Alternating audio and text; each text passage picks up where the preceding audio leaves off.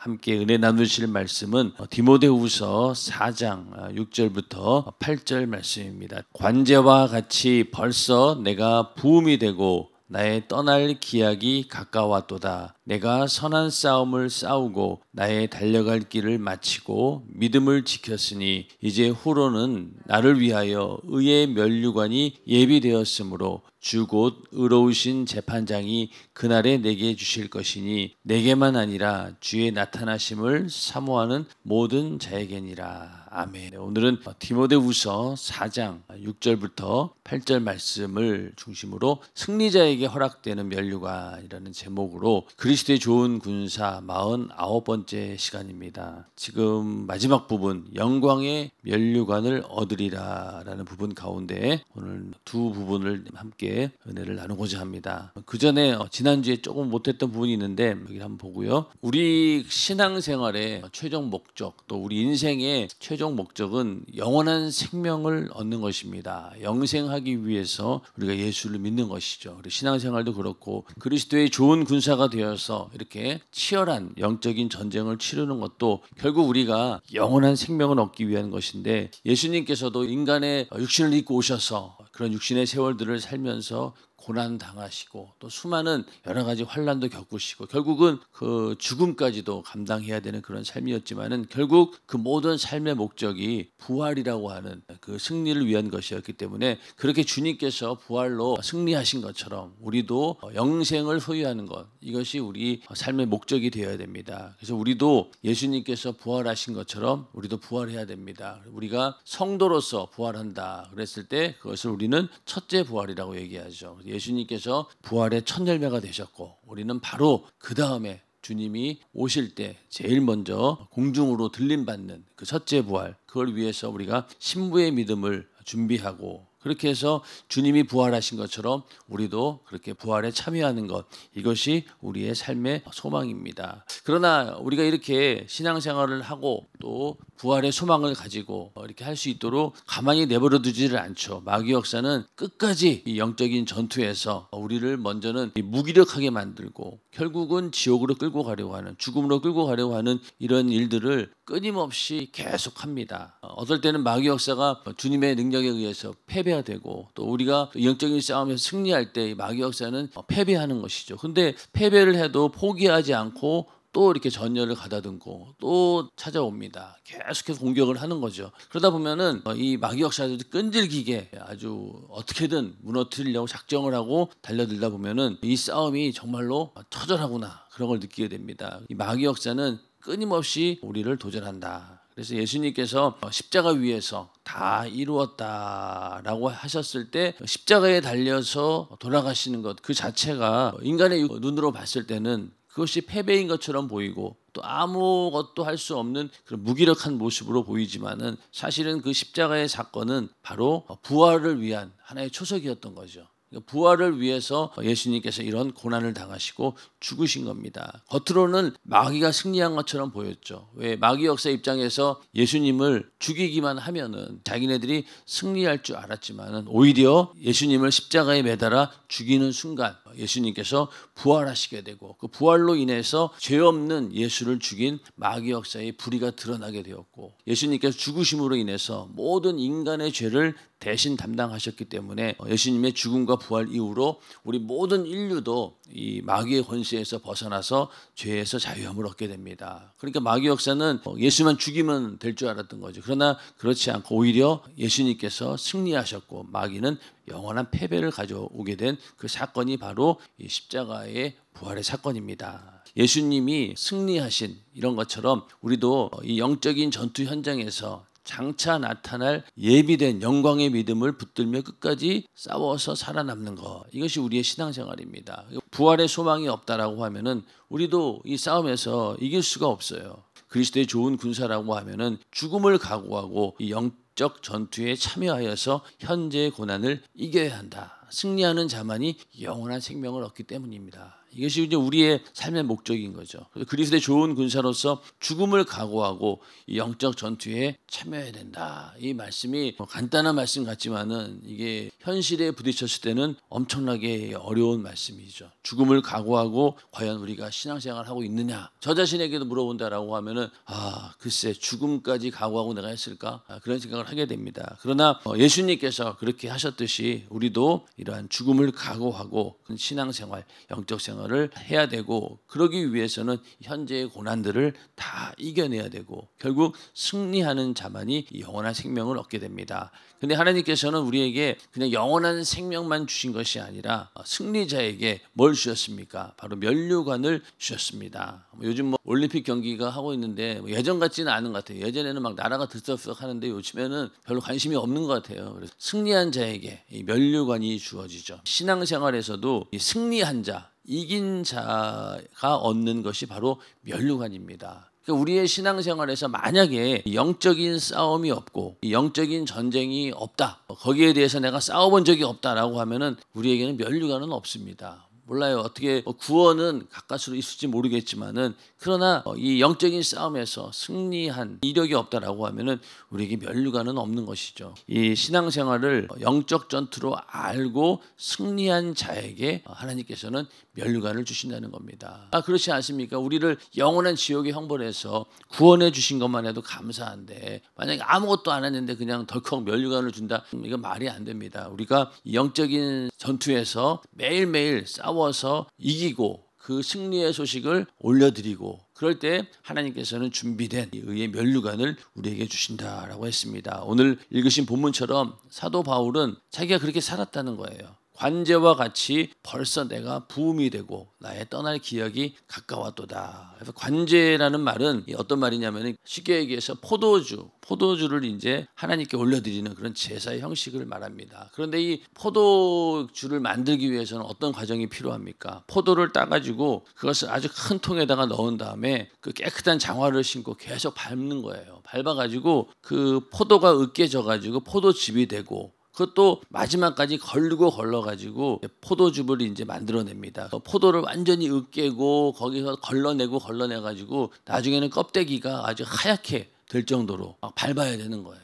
그 얘기는 뭡니까? 이렇게 관제로 드리기 위해서 그런 삶이 있었다는 거죠. 사도 바울의 삶 자체가 고난의 삶이었고 상상할 수 없는 정도의 많은 고난을 받았습니다. 그러니까 자기가 믿음을 지키고 달려가는 일에 이 원수와 싸우기를 육체가 관제가 될 만큼 싸웠다는 거예요. 육체가 완전히 너덜너덜해져 가지고 다 짜내고 난 그 포도 껍질처럼 그 자기 육신이 그렇게 남았다는 거예요. 그 정도로 자기는 이 악한 영과의 싸움에서 영적 전쟁을 치루었다. 그러면서 바울은 나는 이런 의의 면류관을 기도할 수 있다라고 그런 소망을 하나님께 고백을 하게 되는 겁니다. 그리고 자기뿐만이 아니라 나처럼 이렇게 고난을 감당하고 이렇게 이긴 자에게 하나님께서 이런 면류관을 누구에게나 다 주신다라고 이렇게 말씀을 하고 있죠. 이렇게 관제와 같이 부음을 받을 정도로 우리가 이런 신앙생활을 해야 된다라는 것입니다. 우리는 감사하게도 담임 목사님의 삶을 보면서 이런 모습들을 볼 수 있어요. 담임 목사님의 지금의 모습을 가만히 보면 화면으로 봤을 때는 잘 몰라요. 실제로 만나서 이렇게 가까이 보시잖아요. 그러면은 정말로 이 관제라는 말이 떠올라요. 포도 껍질을 다 짜가지고 남는 게 이제 아무것도 없는 막 그런 모습이 있잖아요. 그런 모습을 그대로 보게 됩니다. 그러면서 야, 이게 참 주를 위해서 또 지금까지 살아오셨던 그 삶을 쭉 지켜봤기 때문에 야, 저게 바로 의의 면류관을 향한 관제와 같이 나를 붙는 그런 삶이 아닌가라는 생각을 우리는 아주 가까이서 볼 수 있다는 게 참 감사한 것이죠. 그래서 그런 모습을 보면서 우리도 여러 가지 수많은 어려움과 핍박 이런 것들이 있는데, 이런 핍박이 어떻게 보면은 내 영혼에게는 오히려 고마운 거죠. 왜냐하면 그만큼 우리에게는 더 큰 면류관과 또 상급이 있기 때문에 고통이 올 때 육신은 힘이 들지만은 내 영혼은 기뻐한다는 거예요. 육신은 힘들고 그만했으면 좋겠다라고 하겠지만은 내 영혼은 하늘에 영원한 상이 있고 면류관이 있기 때문에 내 영혼은 속에서 기뻐한다는 겁니다. 그래서 이 어려움과 핍박을 견디고 이길 때 하늘의 나를 위해 준비된 면류관이 상상할 수 없는 영광으로 빛난다. 이것을 내 영혼은 안다는 거죠. 알기 때문에 그거를 위해서 더 간절히 소망한다는 겁니다. 그렇기 때문에 영적 전투를 하지 않는 사람에게는 사실은 면류관은 없어요. 처음에 말씀드린 것처럼 면류관은 없고, 그러나 이렇게 수많은 어려움과 핍박과 고통을 감안하고 이런 것들을 다 이겨냈을 때 정말로 우리가 상상할 수 없는 그런 면류관의 영광이 있다라고 하는 사실을 우리가 알고, 이 땅에서 닥치는 수많은 어려움, 핍박, 고통 이런 것들을 다 이겨내시기를 주님의 이름으로 축원합니다. 세상은 이해할 수 없어요. 또 예수 믿는 사람들 가운데도 예수 믿는 목적이 영원한 생명에 있지 않으면은 지금 하고 있는 이 이야기가 전혀 이해되지 않습니다. 왜 예수 믿으면 오히려 잘 살아야 되고 편해야 되고 뭔가 잘 돼야지 왜 이런 고난이 오냐, 이걸 이해 못한다니까요. 그러나 우리가 영적 전쟁이라는 그 개념을 알고 또 신앙생활이 어떠한 것인지 그 실체를 안다라고 하면은 이 말씀이 다 이해가 되는 거예요. 그러나 육신의 세월 동안 잘 먹고 잘 살려고 예수 믿는 사람들은요, 절대로 이런 말씀 이해하지 못합니다. 이해하지 못해요. 그래서 우리 연세중학교에 와서 말씀 듣다가도 이해가 안 되는 거예요. 그러니까 신앙생활을 못하죠, 여기서. 왜? 자꾸만 뭔가 이 육신의 삶 가운데 내 문제가 해결되기를 바라고 뭔가 눈에 보이는 그런 복을 얻기를 원한다라고 하면은 이런 말씀이 이해가 안 돼요. 내 영혼이 무엇을 요구하는가, 그에 대한 감각 자체가 없는데 어떻게 이 말씀을 받아들이겠냐고요. 여기도 분명히 어려움과 핍박과 고통이 있지만 내 영혼은 오히려 기뻐한다는 거잖아요. 근데 이거를 과연 이해할 수 있겠냐고요. 이해 못한다는 거죠. 그리고 만약에 우리가 연세중앙교회에 지금 여기 앉아있다 할지라도 만약에 이 말씀이 이해가 되지 않는다라고 하면은 우리의 소망이 영원한 생명 또 부활의 소망이 있다라고 말할 수는 없는 것입니다. 그래서 우리가 이렇게 어려움과 핍박, 고통이 있다 할지라도 우리는 영원한 하늘의 면류관을 우리가 기대하고 소망하면서 다 이겨내시기를 주님의 이름으로 축원합니다. 우리의 삶의 기쁨이라고 하는 것이요, 그런 데서 오는 거예요. 이 땅에서 육신의 환경이 좋아지고 나빠지고 그건 아주 부분적인 문제고요. 정말로 우리에게 진정한 기쁨은 내 영혼이 기뻐할 때 기뻐하는 것이죠. 침례 요한은 이렇게 고백을 합니다. 신부를 취하는 자는 신랑이나 서서 신랑의 음성을 듣는 친구가 크게 기뻐하나니 나는 이러한 기쁨이 충만하였노라. 예수님을 바라보면서 자기 자신이 이러한 기쁨으로 충만했다는 거예요. 침례 요한은 예수님께서 오시는 길을 예비하는 마지막 구약의 선지자였습니다. 예수님께서 이 땅에 오실 것이라고 수많은 구약의 선지자들이 다 예언을 하고 또 말씀을 통해서 전했는데 마지막으로 저분이 바로 메시아, 우리를 구원할 분이시다라고 딱 손가락으로 지적을 하고 그러고 이제 생을 마감한 사람이 바로 이 침례 요한입니다. 근데 이 침례 요한이 등장했을 때 많은 사람들이 이 침례 요한을 메시아로 알았어요. 그 정도로 그가 가지고 있는 영성이라든가 그런 것들이 그 당시 유대인들에게 충분히 저 사람 침례 요한 정도면은 메시아라고 할 수 있겠구나. 오히려 예수님보다 배경이나 이런 게 더 좋았던 거죠. 그렇기 때문에 침례 요한은 만약에 그 침례 요한이 살짝 생각을 잘못했으면은요, 오히려 내가 메시아다라고 이렇게 하고 다녀도 사람들이 많이 쫓아다녔을 거예요. 그 정도로 인정받는 그런 사람이었습니다. 그런데 예수님께서 침례를 받으실 때 성령이 임하는 걸 보고 그때부터는 완전히 자기 자신을 다 내려놓고 오직 예수만 드러나기 위해서 자기의 모습을 싹 감추게 되는 아주 그런 겸손한 모습을 보이게 됩니다. 왜냐하면 침례 요한은 삶 자체가 그게 사명이었어요. 네가 유대인들에게 회개를 외치다가 침례를 줘라. 회개의 침례를 줘라. 그러다가 그 침례 받는 사람 중에 성령이 임하는 자가 나타나면은 그가 바로 메시아다. 그러니까 너는 그것만 소개해 주면 된다. 그게 자기의 사명이었던 거예요. 그러니까 침례를 주다가 예수님께서 성령이 임하는 것을 보고 그때 자기 자신도 기뻐하게 된 거죠. 야, 드디어 메시아가 이 땅에 오셨구나. 우리를 구원할 메시아가 이 땅에 오셨구나. 그렇기 때문에 자기는 그걸로 인해서 기뻐했다는 겁니다. 그러면서 자기를 다 낮추고 많은 사람들이 침례 요한을 막 쫓으려고 했지만 나는 메시아가 아니다. 나는 소리에 불과하다. 그러나 예수님은 말씀이 육신이 되어 오신 분이다. 이렇게 고백하면서 침례 요한은 자기의 사명을 거기까지 하게 됩니다. 그러나 그 가운데는 이 기쁨이 있었다는 거죠. 왜? 자기의 사명이 완수되었고 하나님의 뜻이 이루어지는 것을 자기 눈으로 보았기 때문에 이렇게 주님을 보면서 기뻐했다는 겁니다. 이 침례 요한처럼 우리도 승리하시는 주님이 기뻐하는 것을 보고 나도 기뻐해야 됩니다. 이게 바로 그리스도의 좋은 삶인 것이죠. 그냥 내 육신이 사는 일에 있어서 내가 좋은 일이 있거나 이렇다라고 하면 그걸로 기뻐하는 것이 아니라 나로 인해서 또 승리하신 주님, 그걸 보고 우리도 기뻐하는 그런 삶을 살아야 된다는 겁니다. 만약에 내가 이런 일들을 했다라고 스스로 기뻐한다라고 하면 이것은 내 의가 되는 것이죠. 이건 자기 기쁨인 거예요. 그러나 우리를 승리로 이끄신 분이 주님이시기에 주님이 주시는 기쁨으로 기뻐하는 사람이 진정한 승리자라는 겁니다. 우리가 어떤 영적인 싸움에서 이겼습니다. 그래서 하나님께 또 승리할 수 있는 그런 우리가 그 능력도 우리가 발견을 했어요. 그러니 얼마나 이게 기쁘겠어요. 그러나 그 모든 기쁨이 내가 한 것이 아니라 바로 이 승리를 이끌어 주신 분이 바로 주님이시다라고 하는 그런 기쁨으로 기뻐하는 사람, 이런 사람이 진정한 승리자요. 또 그리스도의 좋은 군사라는 것입니다. 그것이 바로 겸손이기도 하죠. 만약에 내가 했다, 내가 이렇게 해서 이렇게 된 거다라고 생각한다라고 하면 내 의가 되지만은 그러나 주님이 하셨습니다라고 할 때는 그것이 바로 나의 기쁨이 되고 또 주님께 영광 올려드리는 그런 일입니다. 주의 일은 나의 만족을 위해서 하는 것이 아니다. 그런데 주의 일을 하면서도 자기 만족을 위해서 하는 사람들이 있어요. 어떤 분들은 큰 교회를 일부러 찾아갑니다. 왜? 자기 사업에 좀 도움이 될까?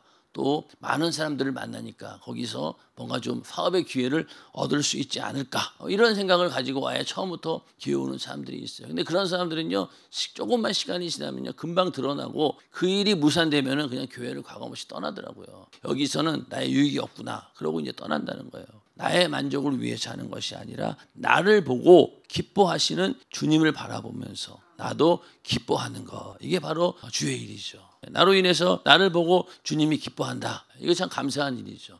자식이 효도할 때도 보면은 부모님이 그거 보고 기뻐하니까 자식도 기뻐하는 거죠. 물론 부모의 기쁨하고 자식의 기쁨은 차이가 엄청납니다. 자식은 그냥 요만한 거 하나 해주고 그냥 카네이션 하나 달아주고 막 대단히 효도한 것처럼 막 기뻐하는데, 부모가 자식에게 한 거 비하면 그건 아무것도 아니죠. 그런데 또 부모가 또 기뻐하는 모습을 보이면 자식도 기쁜 거고, 또 자녀가 기뻐하면 어떻습니까? 부모는 더 기쁘죠. 그런 것처럼 우리도 주님과의 관계 속에서 주님이 기쁘시면 나도 기쁜 것이고, 또 내가 기쁘면은 주님도 기쁘다는 거예요. 그런 관계가 우리 안에 있기를 주님의 이름으로 축원합니다. 예수님께서 침례를 받으시면서 성령이 임하셨을 때 하늘에서 이는 내 사랑하는 아들이요 또 내 기뻐하는 자라, 이렇게 하늘의 음성이 막 들립니다. 그러면서 이거는 아버지와 아들의 기쁨이라는 것이 그냥 한쪽만 있는 그런 기쁨이 아니라 상호간에 서로 교통하는 기쁨이라는 거죠. 하나의 기쁨이라는 거죠. 아버지도 기뻐하시고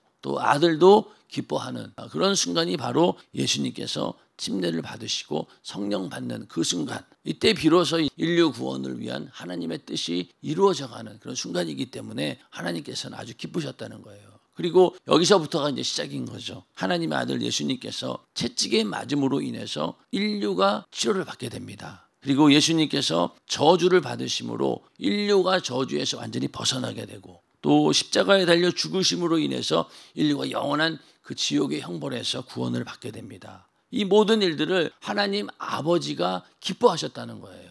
먼저는 그 아버지가 기뻐하셨고 또 그것을 보고 아들도 기뻐한다는 겁니다. 자, 사실 근데 아들 입장에서나 아버지 입장에서나 이게 기뻐할 일입니까? 고난 당하고 채찍에 맞고 그리고 저주를 받고 또 십자가에 달려 자기 아들이 죽어가는 모습을 보는데 이걸 기뻐한다라고 하는 것은 인간적인 생각으로 이해가 안 되죠. 그렇죠? 그런데도 하나님은 그거를 기뻐하신다는 거예요. 왜? 우리 모든 인류가 구원받기 위해서, 우리 인간이 구원받기 위해서 아버지는 기뻐하신다는 거예요.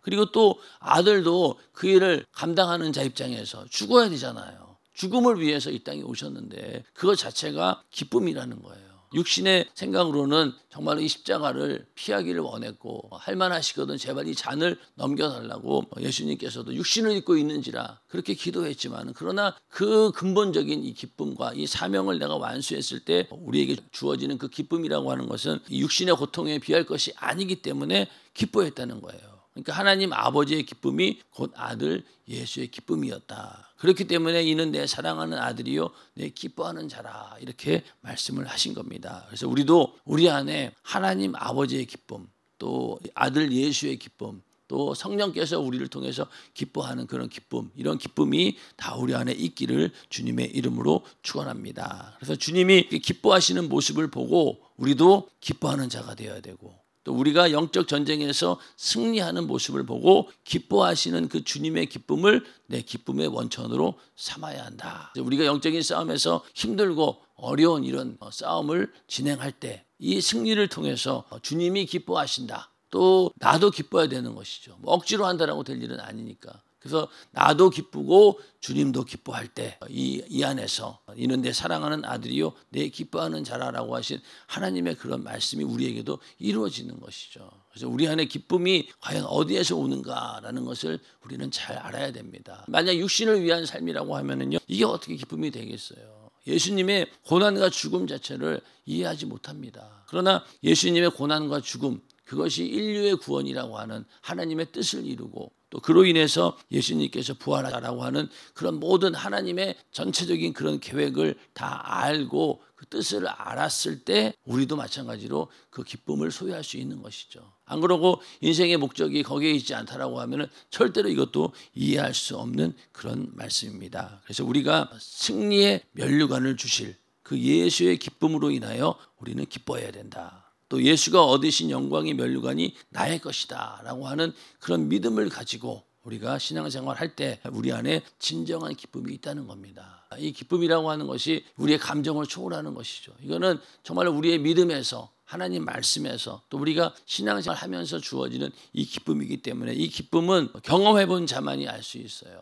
자, 고난 당할 때 힘들고 어려울 때 누가 어떻게 기뻐할 수 있겠어요? 그러나 그 힘들고 어려운 고난의 과정을 싹 지나고 나면 어떻습니까? 그러면 그 이후로 하나님이 주시는 엄청난 기쁨이 우리에게 있다는 겁니다. 다윗이 하나님을 찬양하고 늘 하나님 앞에 그 기쁨을 표현했는데 그 삶을 보면은요 그렇지 않아요. 그가 기름 부음 받는 순간부터 고난의 연속입니다. 그러니까 그 시편을 보면은 하나님 도대체 왜 언제쯤 나에게 나타나실 겁니까? 언제쯤 나와 함께 하실 겁니까? 이렇게 고백할 정도로 이 다윗의 삶은 고난의 연속이었어요. 오히려 기름 부음을 받지 않았으면은 그런 고난이 없었겠죠. 사울 왕이 막 끝까지 죽이려고 하는 그런 일도 없었을 것이고 편안한 삶을 살았을 거예요. 그런데 기름 부음을 받은 다음부터 그냥 계속 그런 일이 생기게 되는 걸 봤을 때 인생이라고 하는 것이 고난의 연속입니다. 그런 과정 가운데서 나중에 주님께서 나와 함께 하셨다라고 하는 그런 고백 가운데 진정한 기쁨이 우리 안에 넘쳐나는 것이죠. 그래서 우리가 고난이 오고 또 고통의 순간들이 오고 또 예수 믿는다고 당하는 수많은 핍박과 어려움이 있다라고 할 때 우리는 그 뒤에 하나님께서 주시는 이 진정한 기쁨과 또 그 승리를 통해서 우리에게 영원한 면류관과 상급이 있다라고 하는 사실을 알고 내 영혼은 기뻐한다라고 하는 그 믿음을 가지고 다 이겨내시기를 주님의 이름으로 축원합니다. 이것은 그냥 세상에서 말하는 그냥 열심히 이렇게 고난 가운데 네가 끝까지 견디면은 좋은 날이 올 거야. 이 정도의 위로가 아닙니다. 이거는 확실한 실체죠. 만약에 그 정도의 위로를 받을 것 같으면은요, 뭐하러 이렇게 힘들게 예수 믿겠어요. 그런 위로는 어디서나 받을 수 있죠. 그래서 세상 사람들도 이런 어려운 일이 닥치면은 곧 지나간다. 인생 계속 고난만 있는 거 아니야. 내리막길이 있으면 뭐 오리막길도 있는 것이지. 이러면서 위로합니다. 근데 사실은 인생 자체가 내리막길만 있는 경우도 많아요. 그렇지 않습니까? 예수 믿는다라고 해서 뭐 어떨 때는 뭐 이렇게 힘들고 어려운 일이 있지만 그러다가 뭐 좋은 날도 있다. 아닙니다. 어떨 때는요 어려운 일이 계속 닥쳐요. 그러니까 사망의 음침한 골짜기까지 갑니다. 그런다 할지라도 그 가운데 주님이 함께 하신다라고 하면은 우리는 그 가운데서 기뻐할 수 있는 그런 믿음이 있어야 된다는 것이죠. 인생이 뭐 정말로 안 좋은 일이 생기다가 또 좋은 일이 생기고 그렇게 된다라고 하면 얼마나 좋겠어요. 그런데 사람마다 다 달라요. 어떤 사람들은 그 고난이 끊이지 않아요. 또 서로 봤을 때 이건 이해가 되지 않는 그런 고난을 당할 때도 있죠. 왜 하나님 나에게 이런 고난을 주십니까? 라고 하나님 막 원망하고 싶을 정도로 그런 마음이 있잖아요. 그런 일들이 생기는 일들이 사람마다 다 다릅니다. 그런데 그런 일들을 놓고 어떤 사람들은 이렇게 판단하기도 하죠. 아, 저 사람은 아주 특별한 죄를 지었기 때문에 나보다 엄청나게 큰 죄를 지었기 때문에 저런 고난을 당한 거다. 이건 착각입니다. 이건 착각이에요. 인간은 모두가 그 아담의 죄로 인해서 그 죄 가운데 들어가 있기 때문에 언제 우리에게 어떤 일이 닥칠지는 모르는 거예요. 그 죄값으로 인해서 오는 그 고난은 육신을 입고 있는 한 언제 어떻게 될지 모르는 거예요. 그러니까 그 고난이 나에게도 올 수 있었는데 감사하게도 나에게서 벗어난 거예요. 그렇기 때문에 내가 당하고 있는 이 고난이나 어려움이 내가 무슨 특별하게 큰 잘못을 지어서 죄를 지었기 때문에 그렇게 판단한다라고 하면은요, 욥의 고난 앞에서 비난하는 친구들과 똑같은 거예요. 야, 네가 뭔가 큰 잘못이 있으니까 이런 저주 받은 거 아니냐. 계속 욥의 친구들은 정죄하잖아요. 그러나 하나님의 계획은 그런 데 있지 않는 거죠. 그렇기 때문에 내가 정말로 남들보다 더 심한 고난을 받고 있다 할지라도 이것이 내가 지금까지 뜨겁게 회개하고 하나님 앞에 온전하다라고 하면은 그런 그 고난이 오히려 하나님이 주시는 면류관이 될 수 있고, 이것을 이겨냈을 때 더 큰 하나님의 은혜를 주신다는 사실을 알고 우리는 이겨내야 되고요. 또 나에게 그러한 일이 당하지 않았을 때 우리는 감사해야 됩니다. 나도 저럴 수 있다. 나도 저런 고난을 받을 수 있다. 그렇지만은 하나님의 은혜, 감사하게도 그런 고난을 주지 않으셨구나라고 감사해야지. 그렇게 당하는 사람들을 보면서 뭔 죄를 졌길래 저렇게 고난을 당할까? 저런 일을 당할까? 이렇게 판단한다라고 하면은요, 그거는 엄청난 착각입니다. 우리는 누구든지 죄가 있는 한 그런 일들이 벌어질 수 있다라고 인정하셔야 돼요. 많은 사람들이 그렇지 않아요. 교회 내에서도 어떠한 어려움을 당하는 사람들을 보면은 아이고 분명히 뭔가 죄를 졌겠지. 이러다 보니까 권면한답시고 막 뭔가를 찾아내는 거예요. 그러다 보면 어떻게 얘기하냐면 구역 예배 안 드리니까 그런 거예요. 이런 식으로 뭔가 이렇게 문제가 생기면은 뭐든지 갖다 붙이는 거예요. 갖다 붙입니다. 구역 예배 안 들어서 그래. 너 하루에 기도 몇 시간 안 해서 그래. 그러면 그거 다 이게 변명거리가 되죠. 갖다 붙이면은. 그거 아닙니다. 그거 아니에요. 물론 우리의 죄가 원인입니다. 그러나 그렇게 딱 갖다 붙인다고 될 일이 아니에요. 구역 예배 아무리 잘 드리고 정말로 내가 열심히 신앙생활 해도 그런 고난은 닥칠 수 있어요. 그걸 우리가 인정해야 된다는 거예요. 그래야지만이 이 싸움 가운데서 승리할 때 기쁨이 있는 것이지, 만약에 그것이 그렇게 인과응보식으로 내가 이런 죄를 졌기 때문에 나에게 이런 고난이 온다 이렇게 끼워 맞추기 시작한다라고 하면은요, 진정한 기쁨이 나오질 않죠. 나오지 않아요. 그러니까 우리는 죄가 있는 한, 내가 육신을 입고 있는 한 이 악한 마귀 역사는 끊임없이 우리를 공격할 수 있고, 또 그것이 우리의 삶 가운데 이런저런 고난의 모습으로 나타날 수 있어요. 예기치 않는 그런 불행을 당할 수도 있고 예기치 못했던 그런 일도 당할 수 있어요. 그러나 그것을 내가 이겨내고 이것을 믿음으로 극복했을 때 우리에게 면류관이 있고 상이 있고, 또 그것을 통해서 우리의 믿음이 성장하게 된다는 것, 이것 자체를 우리는 기쁨으로 알고 이겨내야 된다는 겁니다. 그러려고 하나님께서 그런 일을 당하게 하신 것이지, 그걸 통해 하나님이 무슨 심판을 해서 어떻게 우리를 뭐 끌어내리려고 그러는 게 아니라는 거예요. 절대로 그런 소외감을 느끼면 안 된다는 거예요. 하나님께서 그런 고난을 주신 이유는 바로 나에게 영원한 생명을 주시고 더 큰 면류관과 또 상급을 주기 위해서 이 고난을 견디라고 나에게 주셨구나. 그렇게 이해하고 받아들여야 된다는 겁니다. 그랬을 때 우리 안에 진정한 기쁨이 넘쳐나게 되는 것이죠. 그래서 하나님께서 주시는 신령한 기쁨이 넘쳐나는 하루가 되시기를, 또 우리의 삶이 되기를 주님의 이름으로 축원합니다.